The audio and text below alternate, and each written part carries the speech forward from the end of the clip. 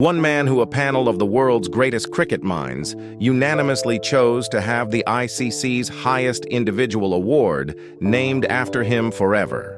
That man is Sir Garfield Sobers, and today we are telling his complete story for the very first time. The childhood nobody talks about, the records nobody has broken, the love story nobody fully knows. Stay till the very end because this story is going to stay with you long after this video is finished. Let us get into it right now. He was born on July 28, 1936, the fifth of 6 children born to Shamont and Thelma Sobers. His father was a merchant seaman who worked the Atlantic routes to earn enough money to feed and clothe his family. And then in January 1942, when Garfield was just 5 years old, his father's ship was torpedoed by a German submarine and Shamont Sobers was gone. Just like that. A 5-year-old boy in Barbados lost his father to a war being fought thousands of miles away. And his mother Thelma was suddenly left alone to raise 6 children in a neighborhood where money was always tight and the future was never guaranteed. Now let us talk about what Sir Garfield Sobers actually did on a cricket field, because this is where the story goes from impressive to genuinely jaw-dropping. Most cricketers spend their entire careers being world-class at one thing. Sobers was simultaneously world-class at everything, and that combination has never been replicated by a single cricketer who has ever played this game since. As a batsman, he scored 32 test runs across 93 matches at a batting average of 57.78. He hit 26 test centuries. He scored 365 not out against Pakistan in 1958, the highest individual score in the history of Test cricket at the time, a record that stood for 36 consecutive years until Brian Lara broke it in. 1994, he batted for 614 unbroken minutes in that innings.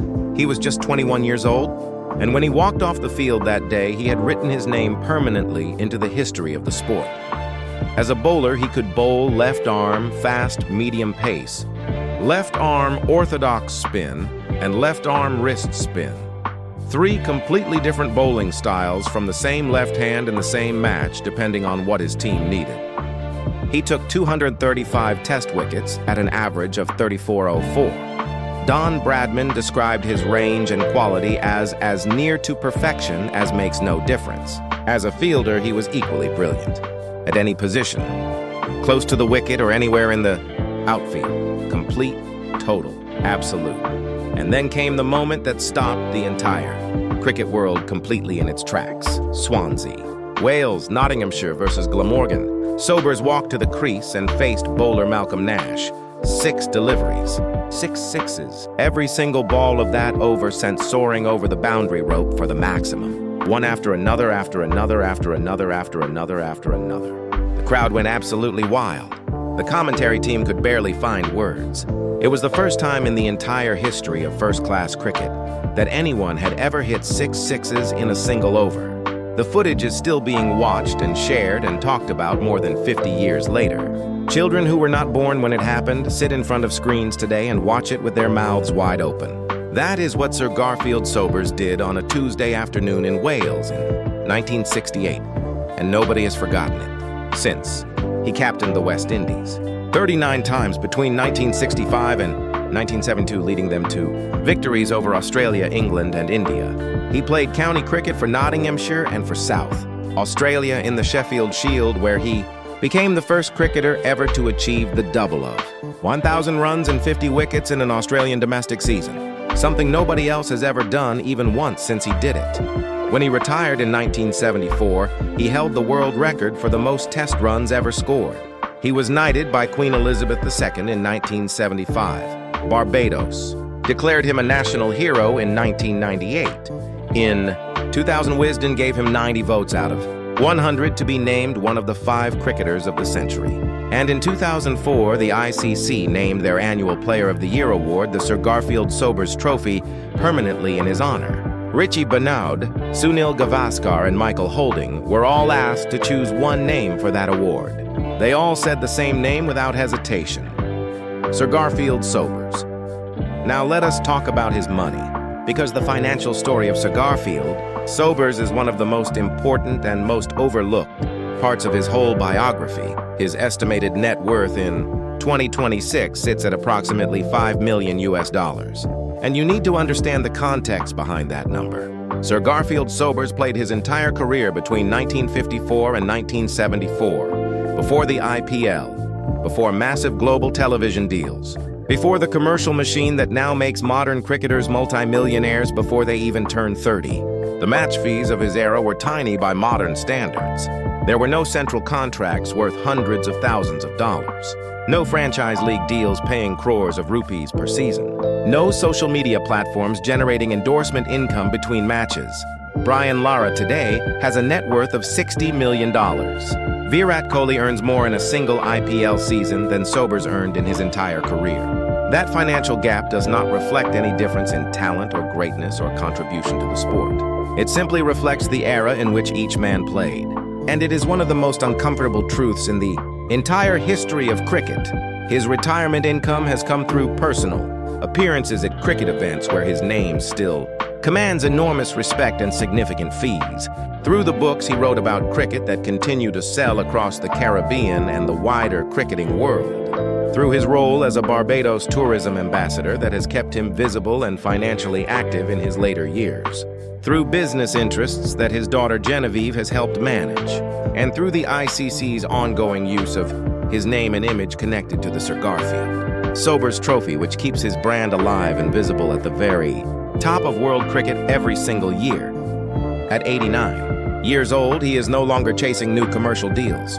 He lives quietly in Barbados, focused on his health and his family. But his name still generates real value in tourism, in cricket, and in the Caribbean consciousness that no net worth figure can fully capture. Now here is where the story becomes truly personal. Because behind the records and behind the numbers there is a love, story and a family and a human being whose private life was just as real and just as complicated as any of ours. During his 1966 to 1967 tour to India, Garfield Sobers met a young Indian actress named Anju Mahendru, and the two became engaged. It was one of the most talked about celebrity romances of its era. A cricket superstar and a Bollywood actress creating headlines across two continents. But the engagement did not lead to marriage. The relationship ended quietly and both moved on with their lives. Then in September 1969, Garfield Sobers married Prudence Kirby, a young Australian woman he had met during his time playing for South Australia. He moved with Prue to Australia for several years, before deciding to come back home to Barbados in 1985. Together they had two sons, Matthew and Daniel, and they also adopted a daughter named Genevieve. 3 children, a complete family built by a man who had grown up without his own father and who understood from the deepest and most personal place exactly how much a present and loving father means to a child growing up. The marriage was not destined to last forever. Sobers and Prue separated in 1984 and divorced in 1990 after more than 2 decades together. He never spoke badly about her publicly. He never sought sympathy or attention around the end of their marriage. He simply moved forward with the same quiet dignity that has defined everything about the way he has handled every difficult moment in his life. Just like his mother Thelma taught him to do from the very beginning. His relationship with his 3 children remained strong and warm throughout. Genevieve has been actively involved in managing aspects of his personal affairs and business interests in his later years. And Matthew and Daniel have grown up carrying the Sobers name with the pride and the respect that name has always deserved. And now we come to the part of Sir Garfield Sobers' story that his records and his net worth will never fully tell. The part that reveals who this man actually is when the stadium lights are off and the cricket is not being played. Sir Garfield Sobers has been giving back to the Caribbean consistently and quietly for decades. He has been actively involved in clean water initiatives across Barbados, helping communities gain access to clean, safe drinking water in areas where water quality has been a real and ongoing challenge. He established and supported the Garfield Sobers Cricket Festival in Barbados, which raises money for local charities every year while connecting the next generation of young cricketers to the sport that made him who he is. He has visited schools across Barbados and the wider Caribbean for decades, coaching young players, sharing his knowledge, and telling every child in every classroom he walks into that where you come from does not decide where you can go. He came from Bayland with nothing. He became a national hero. And every time he walks into a school in Barbados and tells a child that story, he gives that child something more valuable than any cricket lesson could ever provide. He has spoken in interviews about his love for the simple, wholesome food of his homeland. Stewed fish, steamed fish, bullfoot, soup, pepper pot, goat water, and the street food of Bridgetown that he has loved since childhood. A man who played at Lord's and Melbourne and Sabina Park and every great ground in the world still comes home to Barbados and eats the food he grew up eating. That connection to his roots, despite everything he achieved, is one of the most genuinely beautiful things about who Sir Garfield Sobers is as a human being.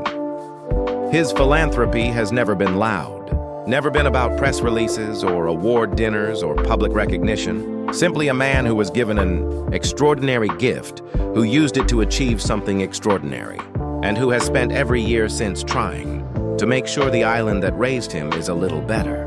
For the fact that he passed through it, Sir Garfield Sobers, born fatherless in a working-class neighborhood in Barbados in 1936, became a test cricketer at 17, scored 365 not out, hit 6 sixes in a single over, took 235 test wickets, captained the West Indies 39 times, was knighted, was declared a national hero, had the ICC's highest individual award named after him permanently, raised 3 children with love and dignity, gave back to the Caribbean quietly and consistently for decades, and at 89 years old still lives in Barbados. Still the greatest all-rounder cricket has ever produced. Still the man Don Bradman called perfect. If this story moved you today, please hit that like button right now and subscribe if you are not already part of this family. Drop a comment below and tell me, if you could sit down and have one conversation with Sir Garfield Sobers, what single question would you ask him? I want to read every single answer. Until next time, keep celebrating the legends who built this beautiful game from absolutely nothing. We will see you in the next one.